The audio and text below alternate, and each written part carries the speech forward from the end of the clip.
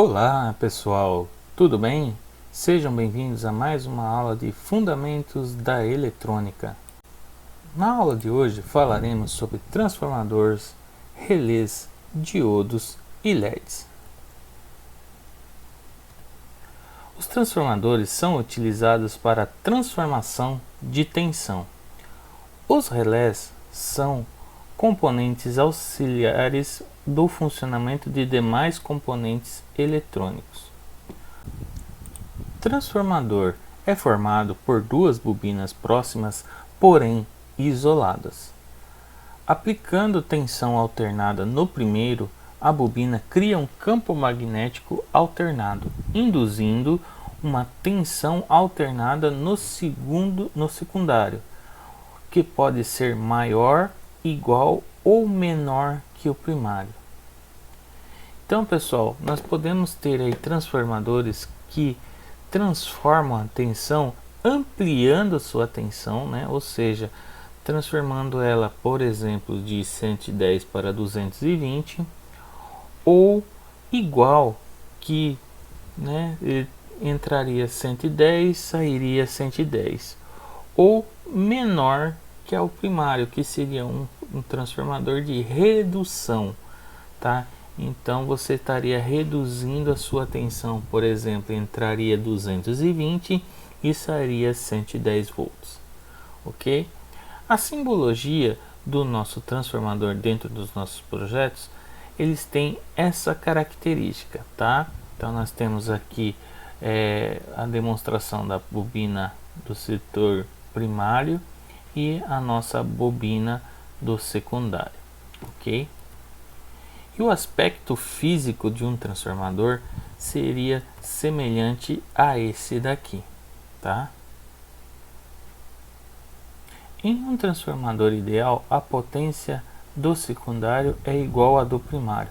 Com isso, podemos concluir que V1 vezes I1 é igual a V2 vezes I2.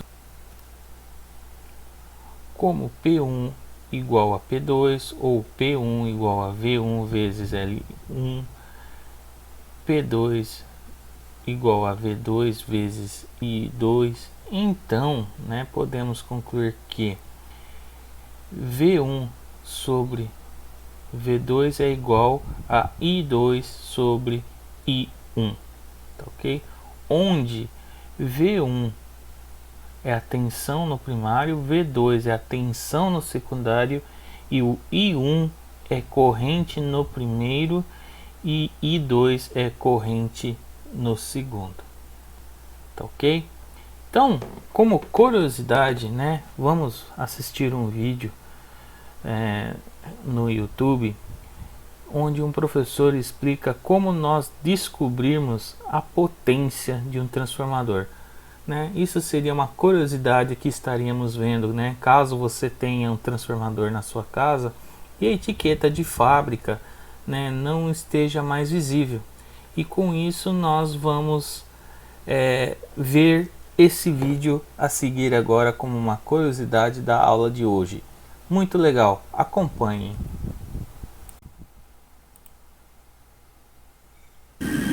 Como você faz para descobrir a potência de um transformador quando ele já não tem mais as características impressas naquele rótulo de identificação na carcaça do mesmo, ou seja, na carcaça do transformador? Bom, nesse vídeo de hoje nós falaremos como você vai fazer para descobrir a potência de um transformador simplesmente conhecendo o seu núcleo. Vem comigo então.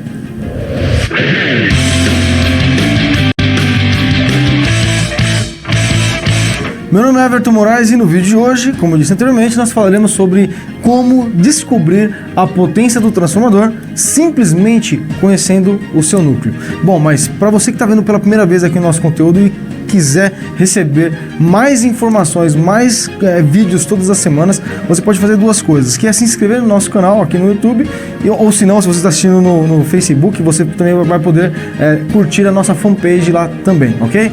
E também entrar no saladaelétrica.com.br e se inscrever lá né, dá o seu e-mail e o nome para que a gente possa te enviar por e-mail todas essas novidades, informações e assim por diante. Como eu disse, falaremos então sobre como descobrir a potência do transformador. Mas o que é o transformador? O transformador é um dispositivo elétrico, vamos dizer assim, que ele faz a conversão da tensão, né? Uma dada tensão na entrada dele, e na saída ele vai fornecer pra gente uma tensão secundária. Se o transformador for rebaixador, ele vai pegar uma tensão e vai reduzir essa tensão na parte secundária ali, na bobina secundária dele. Ou seja, ele vai pegar, por exemplo, 1000 volts e transformar em 12 volts. É lógico que eu dei um exemplo aqui para que você consiga entender. Se ele for um transformador elevador, o que vai acontecer? Eu tenho 12 volts, por exemplo, e transformo em 24 volts. Então ele eleva o nível de tensão. Ou ele pode ser simplesmente um transformador isolador, correto? Quais são as partes do transformador, então? Primário, bobina primária, né? Bobina do secundário, que é onde eu entro e tenho a entrada e a saída de tensão. Primário é a entrada e secundário é a saída. E o núcleo, que vai fazer toda a concentração do campo magnético para que seja possível, então, em corrente alternada, realizar a transformação da tensão, seja rebaixador ou seja elevador. Vamos fazer o seguinte, então. Como nós falamos anteriormente, o foco da nossa aula é entender um pouco mais sobre o núcleo do transformador para que você consiga efetivamente descobrir a potência desse transformador que está na sua mão. De repente você não sabe qual que é a potência dele. Eu vou fazer o seguinte, eu vou desenhar aqui o núcleo do transformador para que você consiga entender na prática comigo, calculando na lousa, agora mesmo então. Vem comigo aqui, ó, na lousa.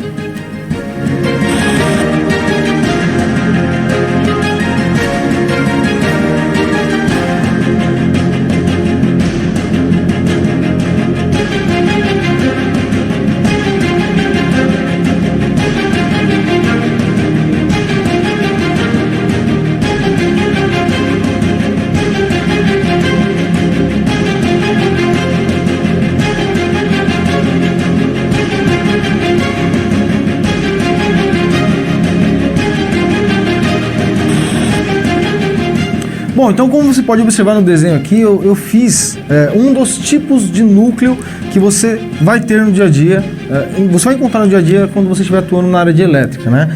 Esse núcleo aqui é o tipo E com a junção tipo I, ou seja, quando você une esses dois núcleos, ele se transforma nesse espécie de 8, né? Então fica essa montagem aqui. E a bobina, se for um transformador monofásico, por exemplo, a bobina vai ficar nesse núcleo, nessa parte do meio aqui, assim, correto?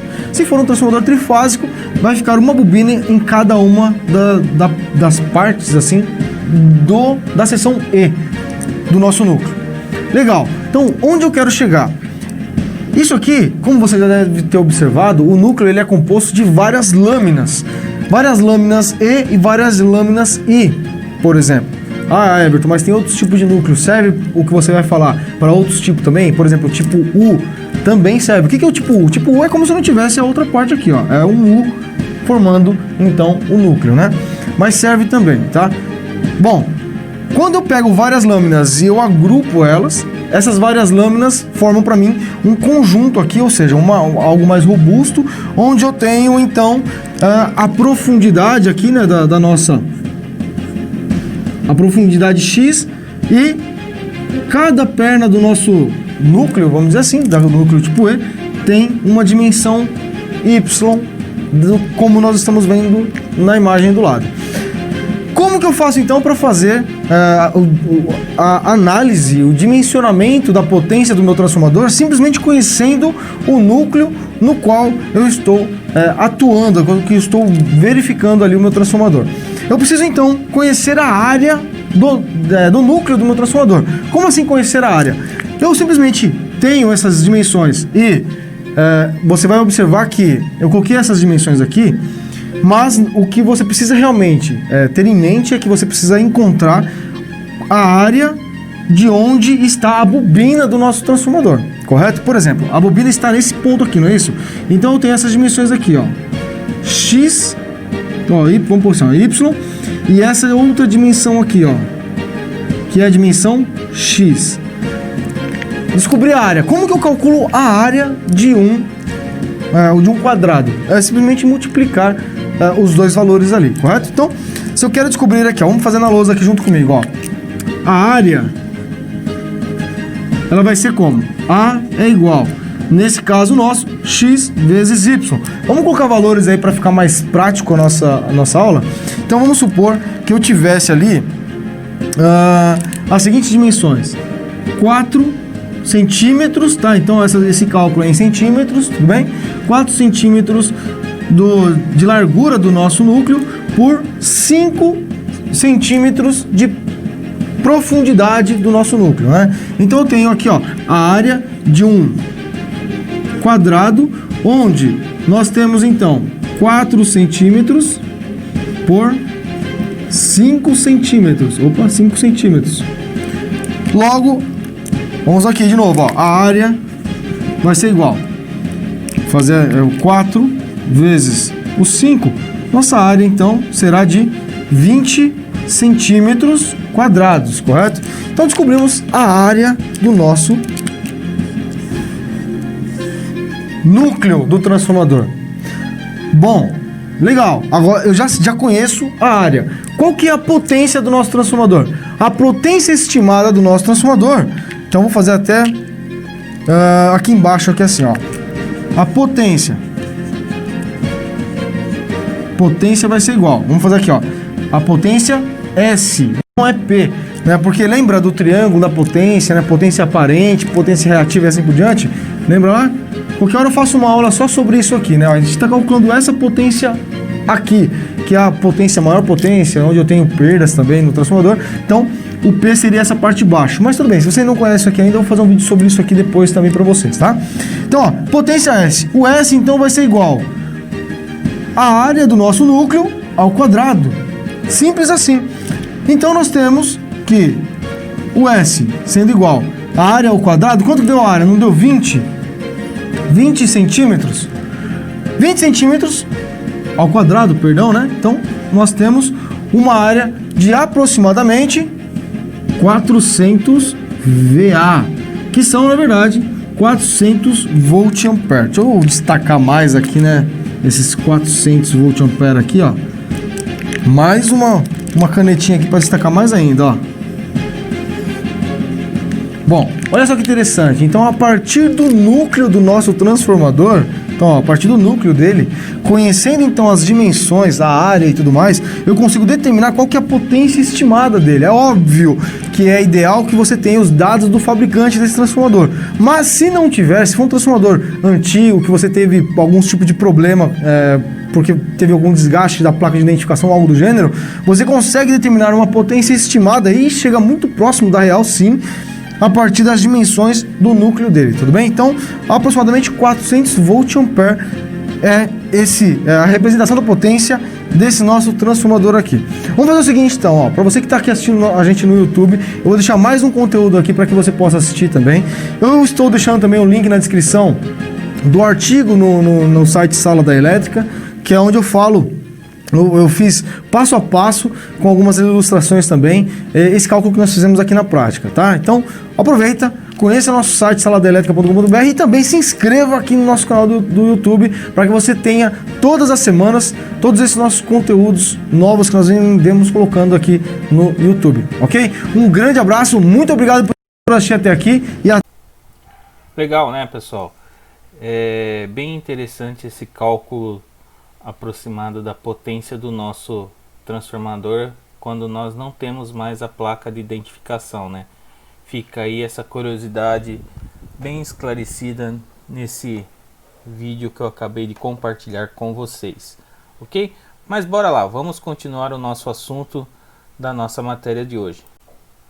Bom, agora falaremos sobre fontes, tá? São dispositivos que fornecem uma energia, em nosso caso, né, um circuito elétrico.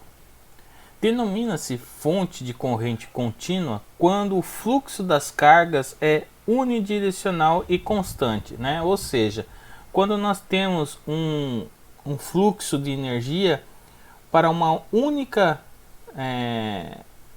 para um único sentido, né? Para uma única direção e constante, sem oscilações. Aí nós temos um tipo de corrente contínua, né?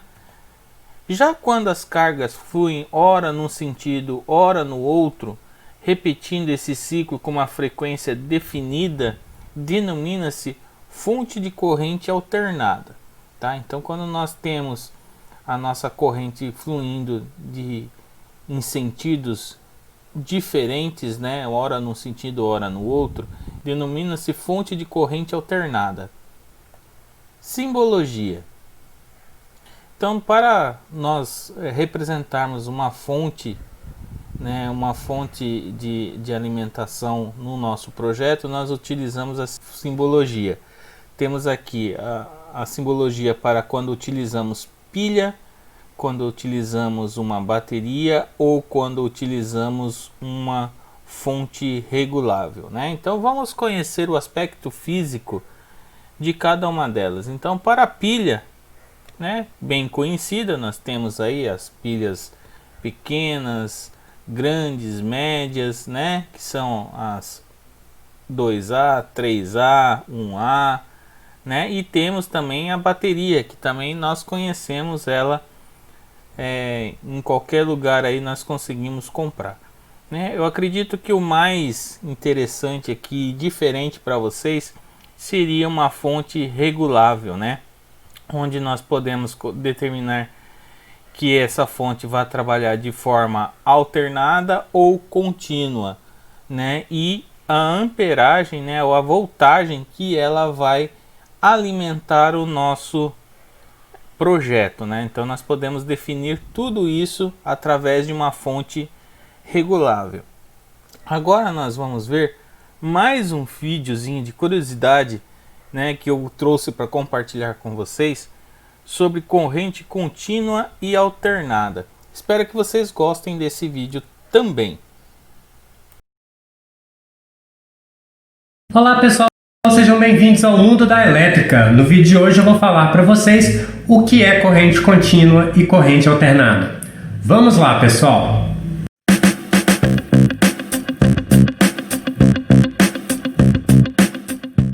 Então, pessoal, tem muita gente que tem dúvidas sobre corrente contínua e alternada, então eu vou explicar para vocês basicamente o que é cada uma delas. Eu expliquei para vocês em vídeo anterior, falando sobre as grandezas elétricas, o que é a corrente elétrica. Eu falei com vocês que é um movimento ordenado dos elétrons que gera a corrente elétrica. Com base nesse movimento alternado, a gente tem dois tipos de corrente. A primeira delas é a corrente contínua. O que é a corrente contínua? A corrente contínua é quando o movimento ordenado dos elétrons for somente em uma direção. Então eu tenho um condutor, os elétrons vão percorrer esse condutor apenas em um sentido. Isso vai gerar uma corrente elétrica de corrente contínua. Quer dizer, os elétrons eles vão seguir continuamente em uma direção. Então os elétrons vão se movimentando em um sentido, vão gerar corrente contínua. Se a gente colocar isso num gráfico, né, em função do tempo, a gente vai ver que a corrente, em função do tempo, ela vai ser linear. Eu vou ter uma linha, né, o elétron ele vai estar percorrendo um sentido, tá? Eu não tenho variação dessa corrente, né, em função disso. A outra alternativa que a gente tem é a corrente alternada. Nikola Tesla, que foi o cara que desenvolveu os estudos principais aí da corrente alternada, ele viu que não era necessário que eu fizesse com que o elétron percorresse em um sentido só. Se eu fizesse o elétron ele ir numa direção, voltar e ir em outra direção e voltar e ficar fazendo esse movimento de vai e vem, eu também teria uma corrente elétrica. Só que eu teria uma corrente elétrica que teria uma variação no decorrer do tempo, tá? Então, se a gente colocar isso no gráfico, essa corrente alternada no gráfico, a gente vai ter o que a gente chama de onda senoidal, tá? O que é a onda senoidal? Ela parte de um ponto zero, vai a um ponto máximo, desce a um ponto mínimo, depois volta ao ponto zero. Isso é um ciclo da onda senoidal. Isso seria um movimento equivalente do elétron. Suponhamos que isso seja um elétron. Ele movimentou positivamente em uma direção. Ele foi até o máximo, voltou até o ponto zero e decresceu até um ponto mínimo e voltou para o ponto zero. Então esse movimento de ir e voltar do elétron, né, se a gente colocar isso num gráfico, né, ele vai nos dar uma onda senoidal, porque eu vou ter a partir do momento que ele sai do ponto zero e vai ao ponto máximo, ele vai crescendo até o ponto máximo. Depois ele vai decrescendo até o ponto zero. Depois ele decresce até um ponto máximo negativo. E aí ele cresce novamente até o ponto zero, tá? Isso nos dá uma onda senoidal, né? O pessoal já deve ter visto essa onda senoidal, que é um dos símbolos aí de fonte de tensão e corrente alternada, é essa senoide que a gente vê por aí. Basicamente, a corrente contínua e a corrente alternada seria isso. Corrente contínua, o elétron só vai em uma direção, seja positivo ou seja negativo, mas ele não volta, tá? E a corrente alternada, ele fica oscilando entre idas e vindas, e aí ele vai entre positivo e negativo, fazendo um movimento de vai e vem. Isso gera algumas siglas, né? Que talvez seja a grande dúvida do pessoal, né? Quais que são as siglas, tá? Então a gente tem aí, para corrente contínua, a gente tem CC, que é corrente contínua, VCC é tensão contínua, tá, pessoal? A gente ainda tem DC, que vem do inglês, que é corrente contínua em inglês, Direct Current, e a gente tem VDC, que é Voltage Direct Current, que são corrente contínua e tensão contínua em inglês. Então, CC e DC é a mesma coisa, VCC e VDC é a mesma coisa, corrente contínua e tensão contínua. Para corrente alternada, a gente tem CA para corrente alternada e VCA para tensão alternada, tá? Em inglês a gente vai ter AC, que é Alternate Current, né? E a gente vai ter o VAC, que é o Voltage Alternate Current. Então, AC e VAC. Então, CA e AC vão ser a mesma coisa, que é corrente alternada em inglês e em português. E VCA e VAC também vai ser a mesma coisa, que é tensão alternada, para o pessoal que ainda tem dúvida nas siglas. É isso aí, pessoal, espero que tenham gostado do vídeo. Se tiver ficado alguma dúvida sobre o assunto, deixa aqui embaixo nos comentários que iremos responder.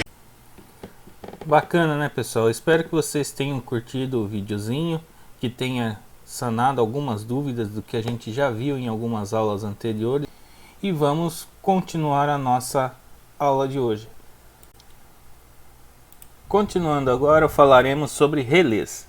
É um componente eletromecânico que funciona como um interruptor elétrico, onde a movimentação física desse interruptor ocorre quando a corrente elétrica percorre as espiras da bobina do relé, criando assim um campo magnético que, por sua vez, atrai a alavanca responsável pela mudança do estado de contato, né? Então nós temos aqui o nosso relé, né, onde nós temos aqui um induzido, né, essa armadura aqui que fará o contato, né, entre os terminais aqui, né, conforme a movimentação da corrente que passa entre as bobinas e no seu núcleo, né? Conforme essa corrente passa nas bobinas, ela faz um campo eletromagnético que atrai esse induzido, que faz com que essa alavanca ou essa armadura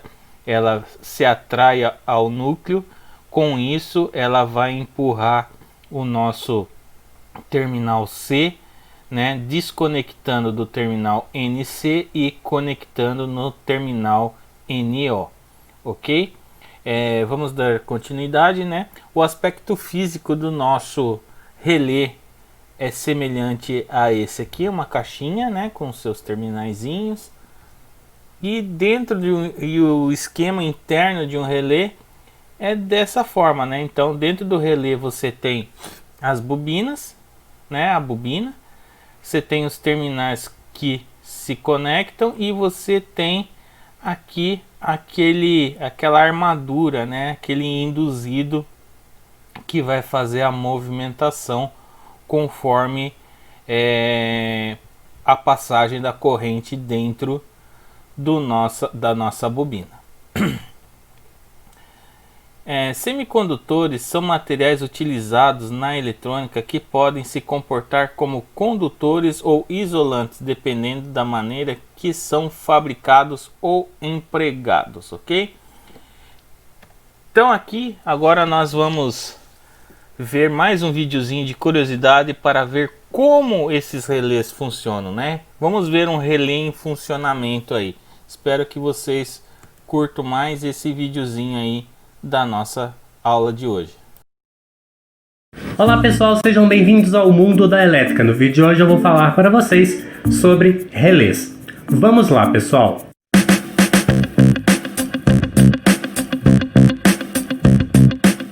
Bem pessoal, aqui no Mundo Elétrico a gente já gravou vídeo falando sobre contatores e hoje a gente vai falar sobre relés, e os relés se assemelham bastante aos contatores pelo seu método de funcionamento, como que ele funciona.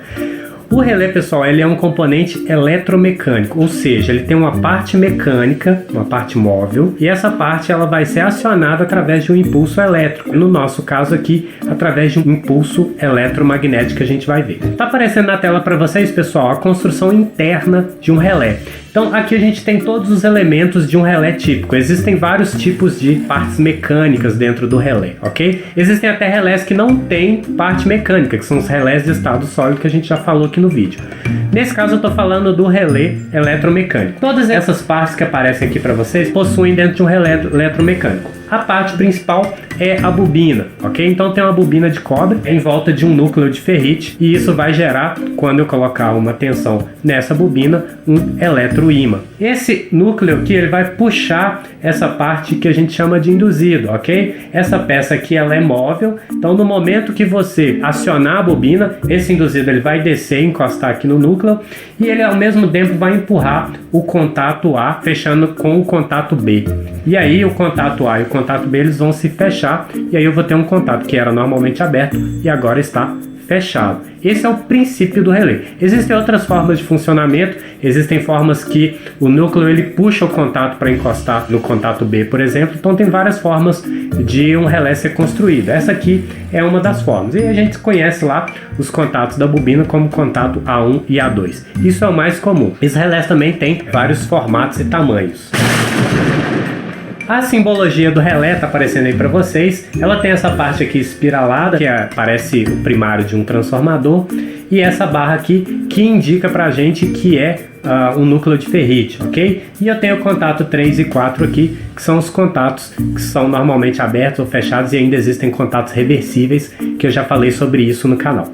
Então isso é basicamente o funcionamento de um relé. E aí vocês vão me perguntar por que existem vários formatos e tamanhos diferentes de relés. Depende da utilização, né? Então eu tenho aqui nessa imagem aqui alguns tipos de relé. Esse aqui, por exemplo, é um relé bem pequeno. Eu já mostrei ele para vocês quando eu falei de relé de interface. E existem outros formatos que tá aparecendo aí na tela para vocês. Existe esse formato maior aqui da Altronic, que já está encapsulado dentro de uma caixa plástica e aí ele tem algumas funções. Esse aqui é aquele famoso relé de carro que tem várias utilizações dentro de um automóvel. Mini relés, relés de interface, o relé de sobrecarga que a gente conhece que acopla ali no contador. Todos eles têm funções parecidas, que é ter um contato que vai ser usado ou no comando ou vai ser usado para acionar algum circuito. Mas basicamente, pessoal, o relé ele é um componente pequeno. E aí vocês vão me perguntar, mas por que eu tenho relés grandes, como por exemplo esse relé da Altronic aqui, né? Também chamado de relé. Qual que é a diferença? E eu vou explicar para vocês o porquê disso. Na verdade, o que acontece? O relé ele vai ser basicamente uma bobina com um contato. Isso é o relé. O resto é partes eletrônicas que vão fazer o acionamento desse relé. Por exemplo, um relé de falta de fase, ele vai ter um circuito eletrônico com vários componentes que vão identificar a falta de fase, ou um relé que, por exemplo, seja um relé fotoelétrico, que vai identificar a presença ou não de luz. Eu vou ter um circuito eletrônico que vai fazer acionar esse relézinho pequeno que está lá dentro do corpo daquele relé maior. Então, pessoal, tá aparecendo na tela para vocês aí, eu tenho esse relé que é um relé falta de fase trifásico da Altronic, e eu vou mostrar para vocês como ele é por dentro, para vocês entenderem essa questão de ter um relé pequeno e um circuito eletrônico maior. Então, quando eu abro a caixa desse relé, eu já tenho ele aqui, eu vou tirar a placa eletrônica. Então tem toda essa placa eletrônica para esse relé. Isso aqui é só uma caixa plástica, como vocês podem ver. O relé em si é tudo isso aqui. Quando a gente fala no relé propriamente dito, o contato que vai ser acionado e a bobina é essa caixa preta aqui, ó. Essa caixa preta pequenininha aqui é propriamente o relé. Toda essa parte eletrônica aqui, todo esse resto aqui, é o que vai fazer acionar esse relé no caso de uma falta de fase, ou uma inversão de fase, ou seja lá qual seja a função do relé. Nesse caso aqui, é um relé falta de fase. Então, esse cara é o relé e essa parte eletrônica aqui é o que vai controlar esse relé. Existem vários tipos de relé. Existe relé de presença, relé falta de fase, relé inversão de fase. Existem identificação de falta de fase, identificação de presença, de luminosidade, de movimento, de pressão. Então, existe uma série de tipos de relés. Então, basicamente, o relé é esse cara pequenininho aqui. A gente tem vários formatos, como eu mostrei. Esse é um dos formatos. Esse quadrado aqui é outro formato. E a gente tem aí ainda outros tipos de relé. Legal, né, pessoal? O funcionamento dos relés aí e a aplicação que nós podemos dar a ele em vários projetos, né? Como vocês podem ver, o relé também é um dispositivo importante para vários projetos que possamos criar futuramente, né? Então vamos continuar a nossa aula de hoje. Agora falaremos sobre diodos. É um componente formado por dois cristais semicondutores de silício. Porém, na fabricação, o semicondutor é misturado a outras substâncias que formam assim um cristal do tipo P, né, do anodo positivo, né, e outro do tipo N, cátodo negativo. O diodo só conduz corrente elétrica quando a tensão do anodo é maior que a do cátodo, tá? Então, para haver uma condução de corrente elétrica dentro de um diodo, que é um dispositivo semicondutor, né, que nós vimos agora há pouco ali a definição de semicondutor, né, ele só vai fazer essa condução de corrente quando a tensão no terminal positivo, ou seja, no anodo, seja maior que a do cátodo. Caso contrário, ele vai ser um isolante, ok? A simbologia que nós temos do nossos diodos são, tá? Então nós temos aqui a simbologia, né, que podemos ter do nosso diodo, né? Onde você tem aqui o P, que é o anodo, e o N, que é o cátodo ou negativo, né? Ou nós também podemos ter a simbologia do nosso diodo desta forma, né? Onde nós temos aqui o terminal anodo positivo e o terminal anodo negativo. E o seu aspecto físico é semelhante a esse daqui, tá? Então, para variar um pouquinho na nossa aula de hoje, né, eu trouxe mais um videozinho de curiosidade sobre o diodo. O que ele é, né? Vamos dar mais uma olhada nesse videozinho curto? Olá pessoal, sejam bem-vindos ao mundo da elétrica. No vídeo de hoje eu vou explicar para vocês o que é um diodo. Vamos lá, pessoal.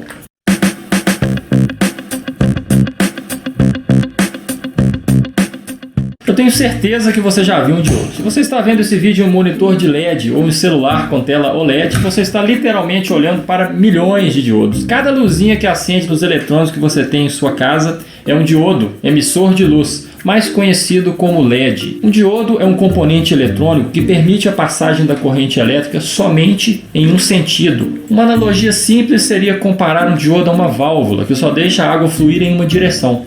O diodo faz a mesma coisa com a corrente elétrica. Um diodo é um componente com dois terminais e o próprio símbolo esquemático indica a polaridade. Se você visualizar o triângulo do diodo como sendo uma pequena seta, essa seta indica o sentido em que a corrente elétrica é permitida. A corrente flui do anodo para o cátodo. Essa pequena linha branca no cátodo do diodo também é representada pela linha vertical que aparece no símbolo do diodo, o que ajuda a memorizar a polaridade. Um diodo tem várias aplicações. Uma delas é funcionar como um retificador, convertendo tensão alternada em contínua. Mas o diodo não é uma válvula de eletricidade perfeita, ele gasta um pouco de energia para trabalhar. Quando a corrente flui através de um diodo, alguma potência sempre é dissipada em forma de calor. Isso é percebido através de uma queda de tensão de aproximadamente 0,7 volts. Quanto maior for a corrente, mais o diodo esquenta. E a queda de tensão também pode variar de acordo com a corrente, com a temperatura e com o tipo de diodo. Mas vamos considerar que a queda é sempre de 0,7 volts por enquanto. Em outras palavras, para fazer um diodo conduzir eletricidade, você precisa colocar pelo menos 0,7 volts do anodo para o catodo. Com menos do que isso, o diodo de silício não conduz eletricidade. Então, se você colocar 5 volts entre o anodo e o catodo de um diodo, haverá corrente passando pelo diodo e a tensão no diodo será de 0,7 volts, sobrando 4,3 volts para o restante do circuito. Essa queda de tensão de 0,7 volts pode ser um problema em alguns circuitos, e é por isso que existem diodos com características diferentes, inclusive com uma queda de tensão bem menor. E o que é mais importante saber para escolher um diodo? Como eu já disse, o diodo dissipa um pouco de calor, então saber a potência máxima que ele suporta é importante. A potência no diodo é calculada multiplicando a queda no tensão do diodo pela corrente que está passando por ele. Suponha que uma corrente de 500 mA esteja passando por um diodo de silício. A queda de tensão típica nesse diodo é de 0,7 volts. Logo, a potência dissipada será de 0,5 amperes vezes 0,7 volts, que é igual a 0,35 watts, ou seja, 350 miliwatts. Pode não parecer muito, mas é uma potência que vai fazer o diodo esquentar um pouco e pode ser significativa dependendo do circuito. Portanto, é importante saber a corrente máxima que um diodo pode suportar, e isso você encontra no manual ou no datasheet do diodo. E não adianta colocar dois diodos em paralelo para suportar mais corrente. O que vai acontecer se você fizer isso é que um dos diodos vai ser mais rápido e conduzir a corrente primeiro, e vai acabar recebendo mais corrente por causa disso. A corrente não vai se dividir proporcionalmente entre os diodos, como acontece com os resistores. Isso me lembra outra característica muito importante dos diodos, a velocidade de chaveamento. Cada diodo demora um tempo para fechar e abrir a válvula que permite a corrente fluir. Existem diodos para serem usados em baixa frequência, como os que são ligados em pontes retificadoras na rede elétrica. Eles suportam facilmente os 50 ou 60 Hz da rede elétrica. E também existem diodos mais rápidos para outras aplicações, que suportam frequências muito maiores. Outra característica importante dos diodos é a tensão reversa máxima, ou, em outras palavras, qual é a máxima tensão em que o diodo consegue impedir a passagem de corrente elétrica. Ainda na analogia com a válvula de água, seria como a máxima pressão que a válvula consegue suportar sem deixar a água vazar. A melhor forma de aprender sobre diodos é pesquisar os datasheets de vários modelos e ver quais deles podem ser usados em cada aplicação. E existem dezenas de tipos de classificação de diodos. Além dos chamados diodos de uso geral, os mais comuns são os LEDs, os diodos Zener, os diodos de sinal e os diodos de potência. Tem os fotodiodos, diodo laser, diodo varicap, diodo retificadores. A lista é enorme. Agora eu vou dar um exemplo bem simples de utilização de diodo. Ao ligar uma tensão alternada em um diodo, o ciclo positivo da onda irá passar pelo diodo e o ciclo negativo será bloqueado. Esta forma de ligação é o princípio básico do funcionamento dos retificadores de tensão. Eu falei especificamente sobre os retificadores de tensão em outro vídeo. Veja aí no card que aparece para você. E se você quer consertar algum eletrônico, é importante saber como testar um diodo. Um multímetro pode ser usado para testar um diodo. Você coloca o multímetro na escala de continuidade ou seleciona o símbolo de diodo que alguns multímetros têm. Agora... Legal, né, pessoal? Muito interessante esse videozinho do diodo que nós acabamos de assistir, né? Onde nós podemos ver o teste do diodo, como ele dissipa calor, como ele se aquece ao trabalhar, né? É uma questão importante que devemos prestar muita atenção na hora de nós implementarmos o nosso diodo dentro do nosso projeto, né? Vale a pena prestar atenção nessas dicas que nós vimos aí na nossa curiosidade sobre diodos na aula de hoje. Beleza? Vamos continuar o nosso assunto da nossa aula. Então, para encerrar o assunto da nossa aula de hoje, falaremos sobre LED. Como visto agora há pouco no nosso vídeo anterior, né, nós vimos que o LED é um diodo, né? Então, só que ele é um diodo de emissão de luz e é um diodo especial feito de arsênio de galho, tá? Funciona da mesma forma que o diodo comum e acende quando é diretamente polarizado, porém possui tensão nominal de 1,6 volts. Como o LED não suporta altas correntes, sempre há um resistor em série com ele, tá? Então, sempre que nós formos inserir, né, no nosso projeto um LED, temos que utilizar um resistor junto a ele, pois senão ele não vai aguentar a tensão que irá passar e vai acabar queimando o nosso LED, ok? A simbologia do LED é semelhante com a do nosso diodo, porém ele possui duas setas para cima, né, indicando a sua incidência luminosa, né, a sua emissão de luz, tá? Nós conhecemos, né, os LEDs facilmente, é algo que nós corriqueiro no nosso dia a dia. Porém, existe aqui alguns aspectos físicos que podemos ver dos nossos LEDs, ok?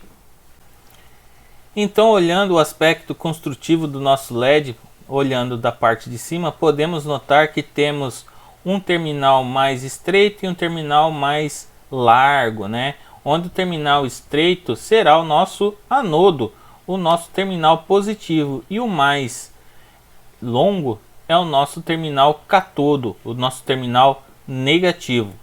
Também, se olharmos pelo seu perfil, né, podemos notar que o terminal positivo, o anodo, ele é o terminal mais comprido do nosso LED, sem falar nesse chanfro que podemos encontrar nesse terminal, né? E já o nosso terminal catodo é o terminal mais curto, que faz um encaixe com esse chanfro do nosso terminal positivo, ok? E aí, novamente, aqui a simbologia do nosso LED para a utilização dos nossos projetos, ok? Continuando então, para encerrar a nossa aula, vamos ver mais uma curiosidade sobre o LED, né? O que é e como utilizar. Bora lá assistir mais esse videozinho para encerrarmos a nossa aula de hoje. Olá pessoal, sejam bem-vindos ao Mundo da Elétrica. No vídeo de hoje eu vou falar sobre LED. Vamos lá, pessoal!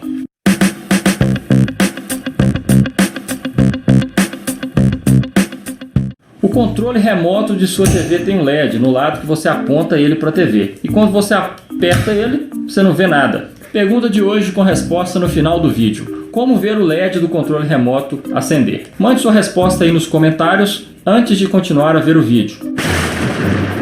LED é uma sigla para Light Emitting Diode, que é traduzido por diodo emissor de luz. O LED é formado por dois semicondutores especiais montados juntos. Quando uma tensão elétrica é aplicada sobre eles, eles emitem luz em um processo chamado eletroluminescência.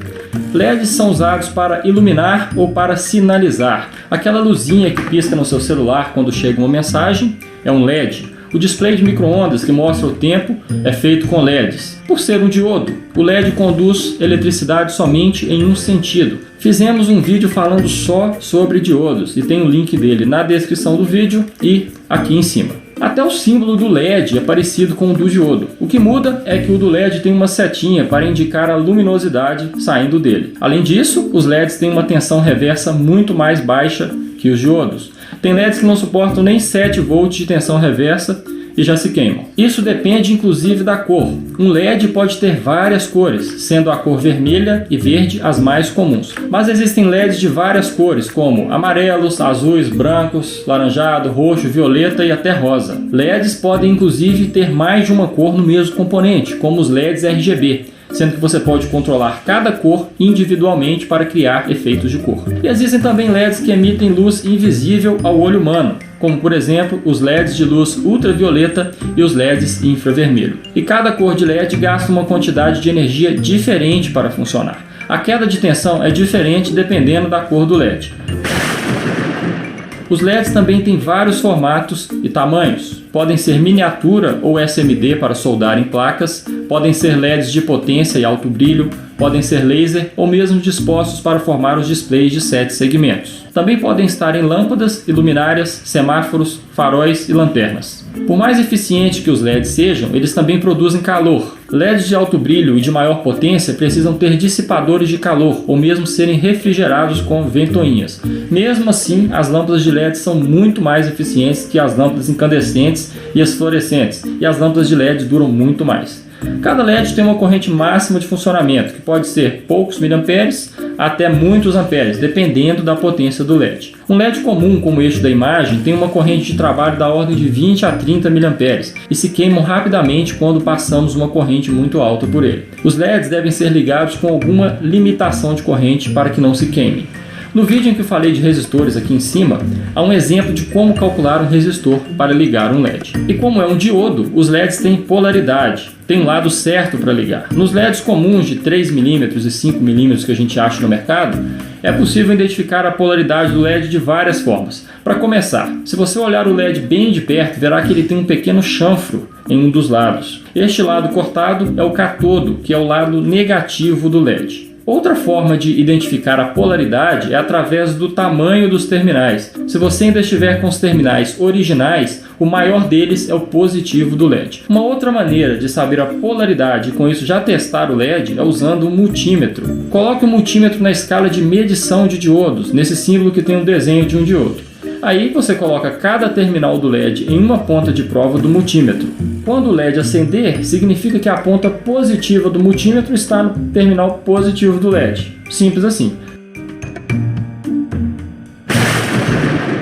Agora, respondendo à pergunta do início do vídeo, como ver o LED do controle remoto acender? O LED do controle remoto emite luz no espectro infravermelho. Nossos olhos não conseguem enxergar o infravermelho. Mas se você apontar o controle remoto para uma câmera, você conseguirá ver na tela da câmera o LED acender.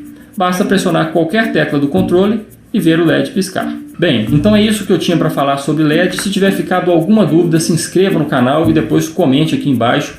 Visite também o site mundodaelétrica.com.br e cadastre seu e-mail para receber nossas atualizações. É isso aí, pessoal, e até o próximo vídeo.